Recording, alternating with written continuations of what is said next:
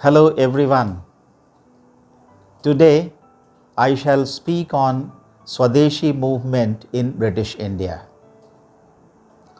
स्वदेशी आंदोलन को भारतीय स्वतंत्रता संघर्ष के इतिहास में एक लैंडमार्क, एक टर्निंग पॉइंट माना जाता है।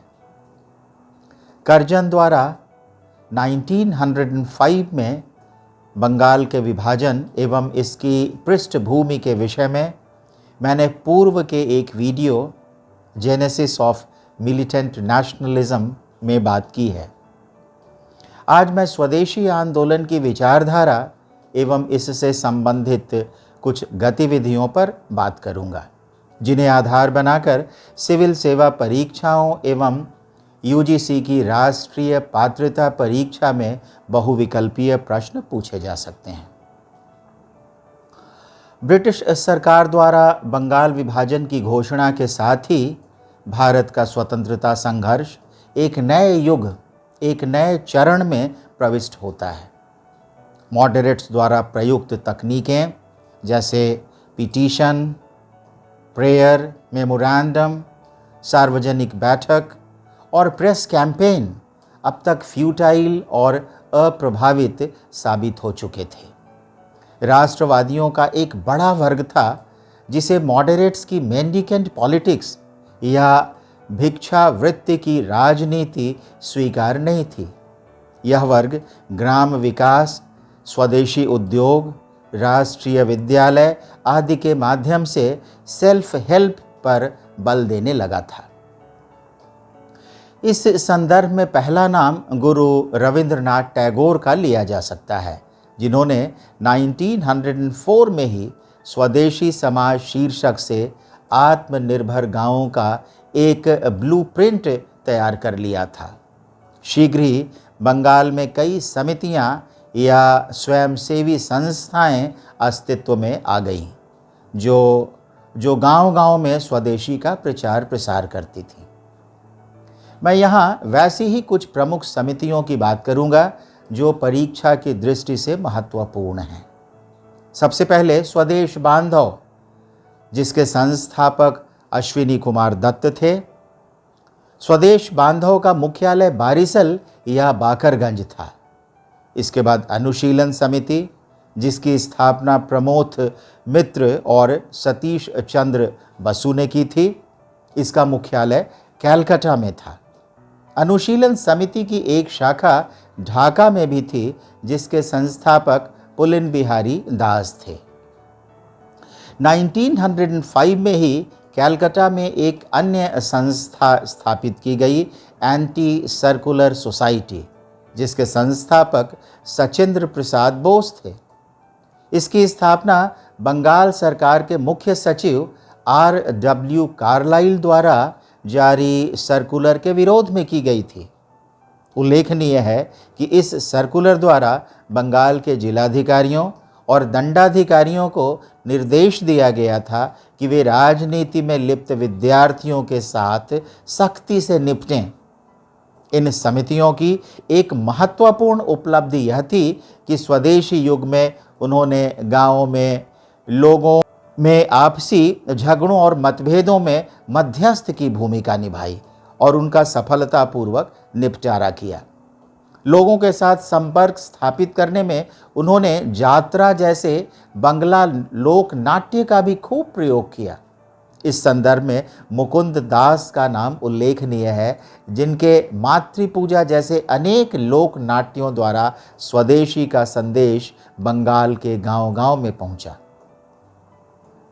स्वदेशी आंदोलन के पूर्व ही स्वदेशी उद्योगों की परिकल्पना को भारतीय रसायन विज्ञान के जनक प्रफुल्ल चंद्र रे मूर्त रूप दे चुके थे, जब उन्होंने कैलकाटा में 1901 में भारत की पहली pharmaceutical company Bengal chemicals and pharmaceutical works limited की स्थापना की।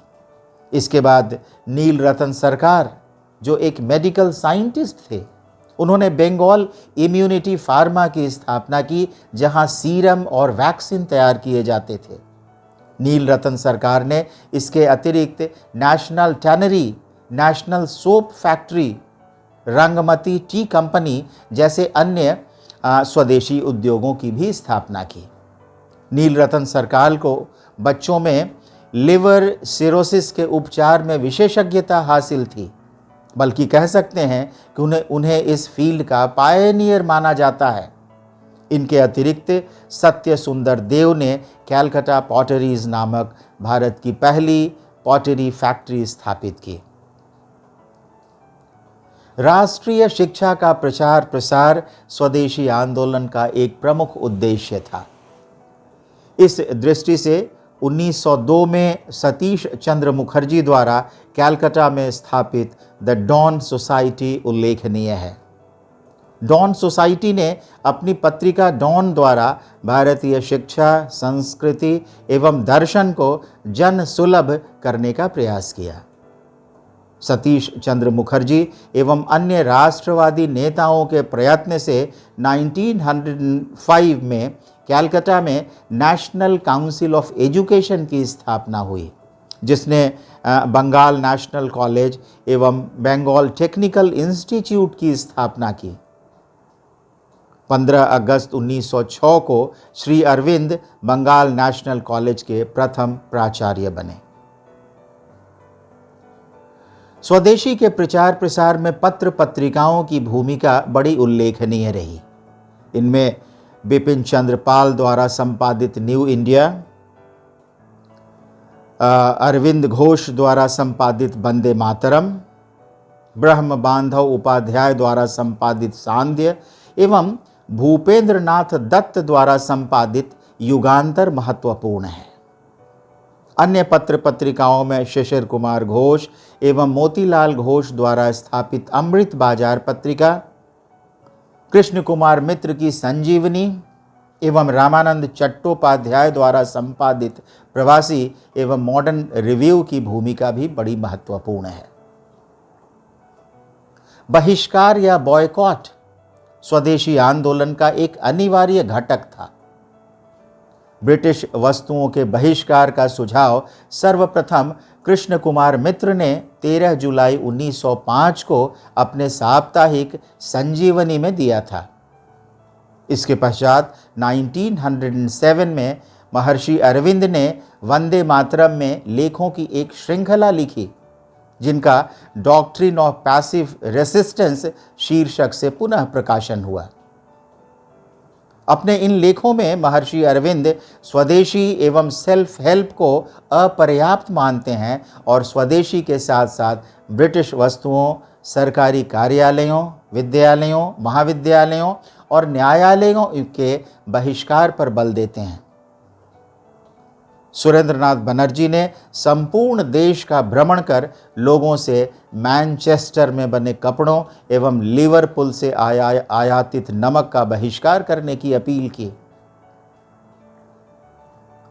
स्वदेशी एवं बहिष्कार का प्रभाव यह पड़ा कि अत्यंत अल्प अवधि में ही स्वदेशी कपड़ों की मिलों, साबुन, दिया सलाई और चमड़ों के कारखानों, बैंक एवं बीमा कंपनियों एवं स्वदेशी दुकानों की बंगाल में एक प्रकार से बाढ़ आ गई।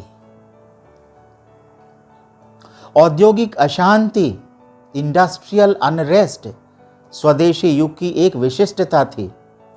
इस संबंध में बंगाल के प्रथम मजदूर संगठन द प्रिंटर्स यूनियन से संबंधित प्रश्न पूछा जा सकता है, जिसकी स्थापना 1906 में हुई थी।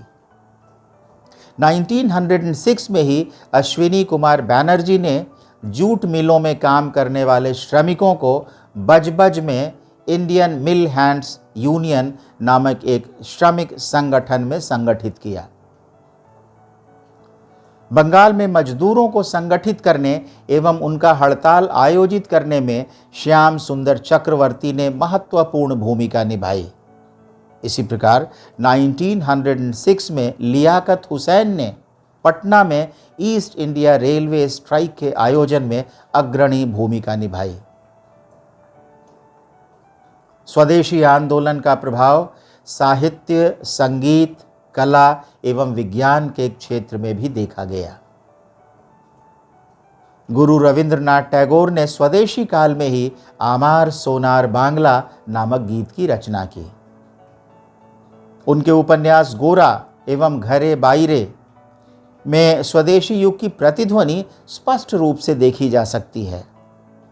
स्वदेशी काल में द्विजेंद्र लाल रॉय, रजनीकांत सेन और सैयद अबू मोहम्मद ने अनेक देशभक्ति गीतों की रचना की। द्विजेंद्र लाल रॉय ने कैलकाटा में पूर्णिमा मिलन नामक एक साहित्यिक संस्था की स्थापना की। स्वदेशी से प्रभावित होकर दक्षिणारंजन मित्र मजुमदार ने ठाकुर मार झूली नामक लोक कथाओं का संग्रह तैयार किया। स्वदेशी का प्रभाव तत्कालीन बंगला लोक संगीत जैसे पल्ली गीत एवं जारी गान में भी देखा जा सकता है। कला के क्षेत्र में स्वदेशी युग की उपलब्धियां अमूल्य हैं। इस संदर्भ में सर्वप्रथम मैं अवनींद्रनाथ टैगोर का नाम लूंगा, जिन्हें भारतीय कला में स्वदेशी मूल्यों का एक्सपोनेंट माना जाता है।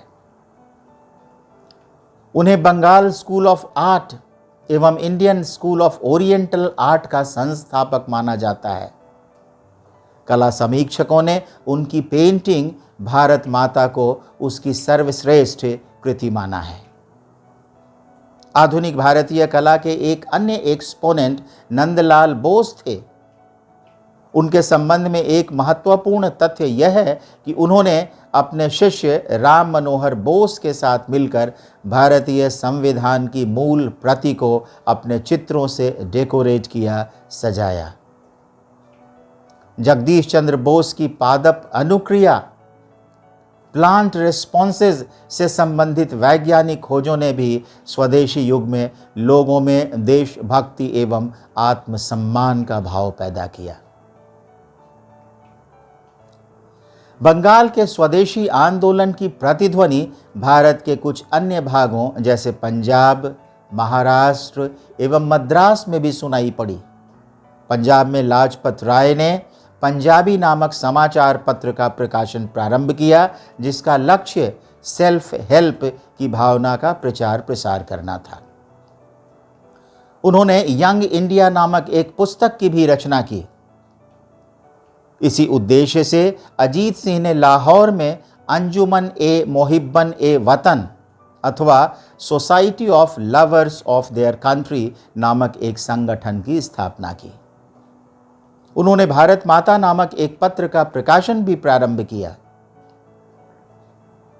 महाराष्ट्र में बाल गंगाधर तिलक ने मराठी एवं अंग्रेजी भाषाओं में प्रकाशित अपने पत्र केसरी एवं मराठा द्वारा स्वदेशी का प्रचार प्रसार किया। उन्होंने अपने tenets of the new party जैसे व्याख्यान में बहिष्कार एवं पैसिव रेसिस्टेंस पर बल दिया। तिलक ने स्वदेशी वस्तु प्रचारिणी सभा एवं कोऑपरेटिव स्टोर्स की भी स्थापना की। इसके अतिरिक्त शिवराम महादेव परांजपे ने अपने साप्ताहिक काल के माध्यम से भी महाराष्ट्र में स्वदेशी की आवश्यकता पर बल दिया।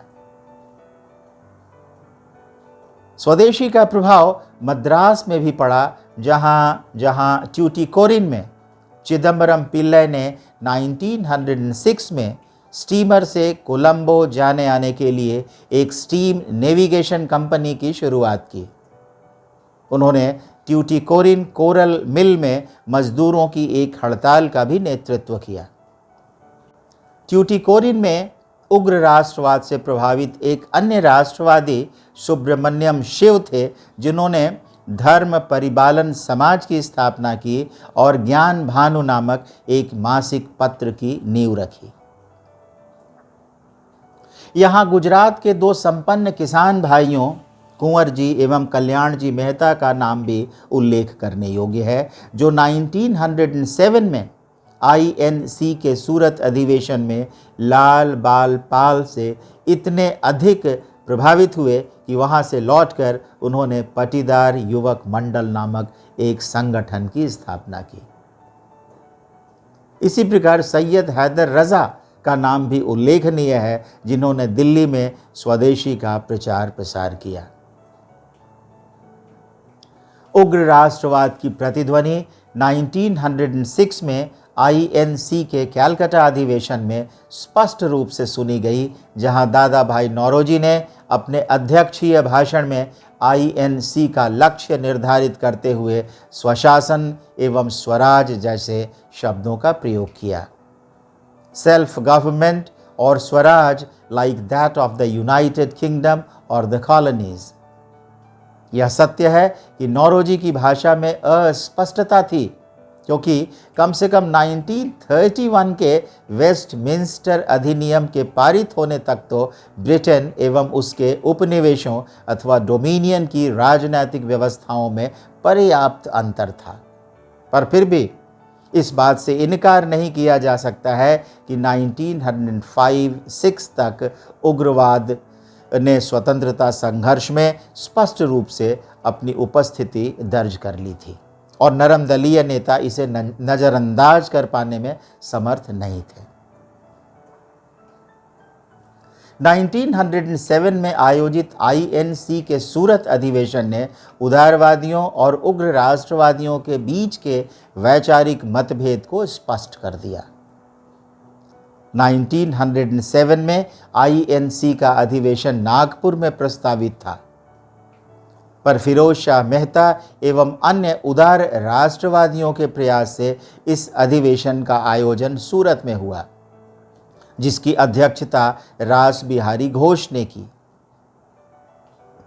1907 का यह सूरत अधिवेशन आईएनसी में प्रथम विभाजन के लिए जाना जाता है, जहां आईएनसी क्रमशः दो गुटों, उदारवादियों या मॉडरेट्स और उग्रवादियों या एक्सट्रीमिस्ट्स के बीच विभक्त हो गया। 1909 में ब्रिटिश सरकार ने मॉर्ले मिंटो सुधार या भारतीय परिषद अधिनियम के रूप में विधायिका में राष्ट्रवादियों को कुछ रियायतें दी।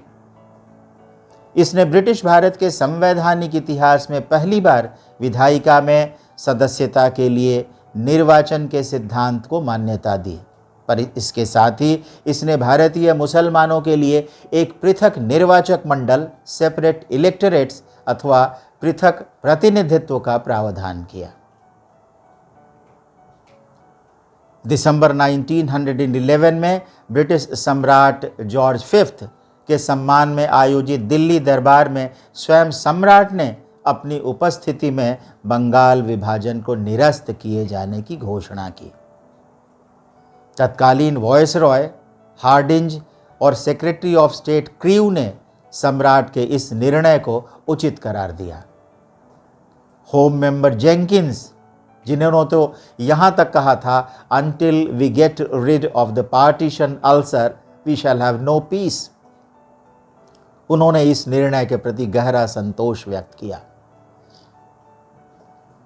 इसके साथ ही 1911 में इसी दिल्ली दरबार में जॉर्ज फिफ्थ ने भारत की राजधानी कलकत्ता से दिल्ली लाए जाने की घोषणा की और समारोह स्थल में ही क्वीन मेरी के साथ दिसंबर 12, 1911 को भावी राजधानी की नींव रखी।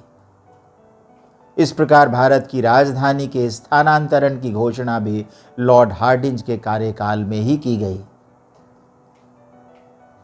बाद में नई दिल्ली के अधिकांश भाग की प्लानिंग और डिजाइनिंग 20वीं सदी के ख्यात ब्रिटिश आर्किटेक्ट एडविन लुटियंस और हर्बर्ट बेकर ने की और अंततः 13 फरवरी 1931 को वॉयसरॉय लॉर्ड इरविन के कार्यकाल में नई दिल्ली भारत की राजधानी बन गई। Thank you very much.